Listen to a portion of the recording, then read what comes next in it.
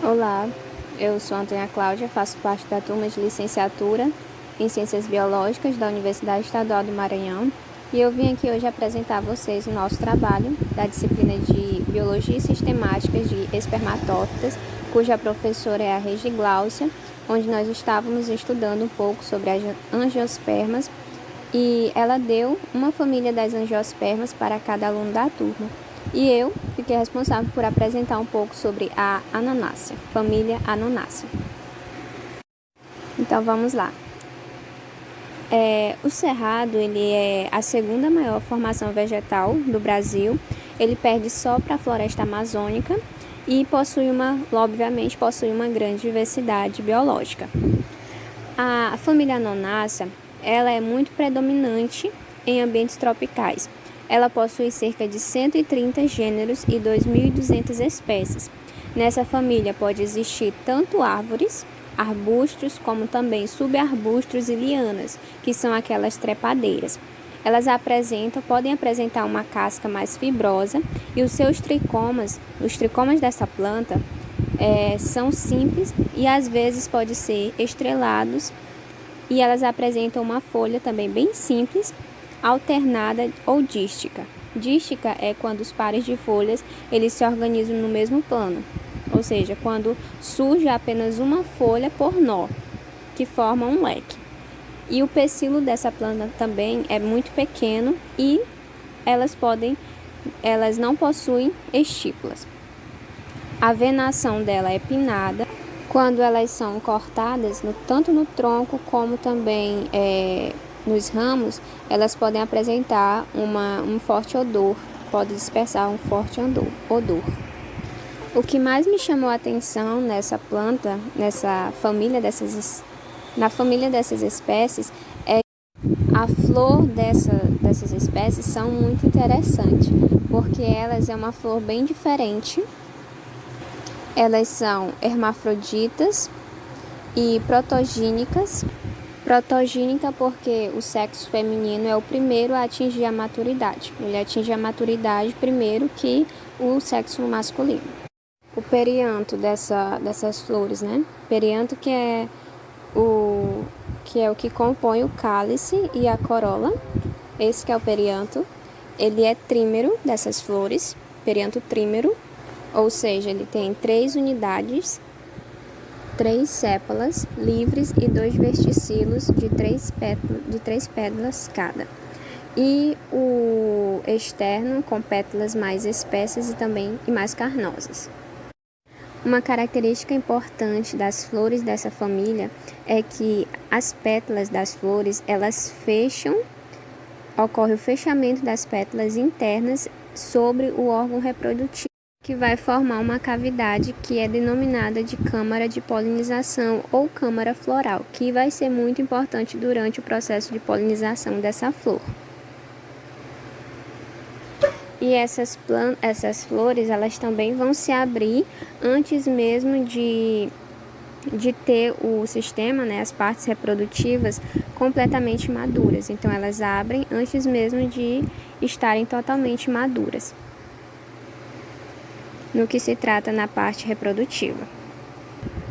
O androceu dessas flores, dessa planta, é formado por numerosos estames, os quais irão produzir grãos de pólen, que serão apresentados em tétrades ou políades.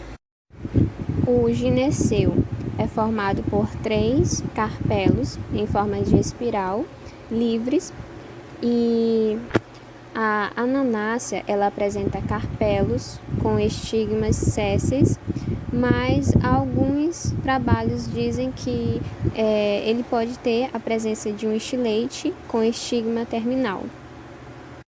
Os frutos dela podem ser tanto frutos múltiplos livres quanto múltiplos extrabiliformes, e eles são aporcápicos, carnosos, alguns indecentes e outros decentes, e também sincárpicos.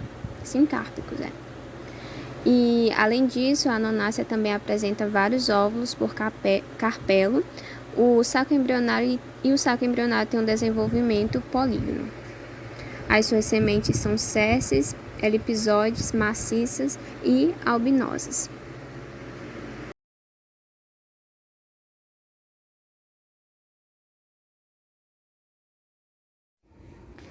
Aí nós temos o exemplo de uma espécie da família Anonácea, que é a anona escamosa, ou mais conhecida como fruta do conde, ata ou a pinha.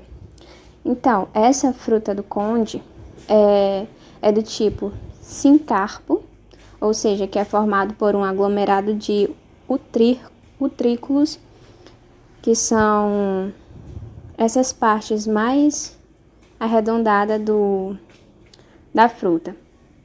E ela é formada por carpelos e coberto por esses detalhes aqui, como vocês podem ver no vídeo, que em forma de tubérculos com uma coloração mais esverdeada.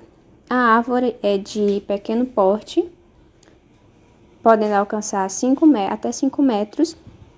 As folhas dela têm um pecíolo pequeno e elas são sem estípulas.